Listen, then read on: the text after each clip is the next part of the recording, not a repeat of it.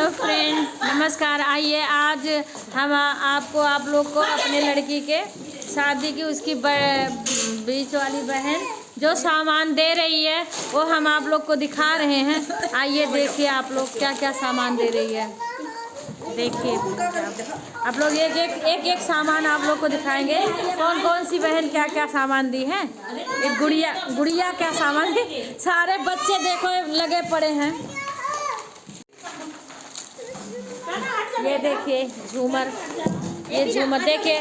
काना हट जाओ, काना बेटा हटो हटो। सब लोग को सामान दिखाओ, सारा सामान दिखाओ गुड़िया का। सही हो, देखो ये सारा सामान है। आप लोग देखिए, ये एक उठा दौरी दिखाओ। ये आप लोग देखिए, ये जो खाली करके ये दौरी दिखाओ। ये सब दिखाओ, एक उठा के दिखाओ। ये देखो ये सब लेके आई है।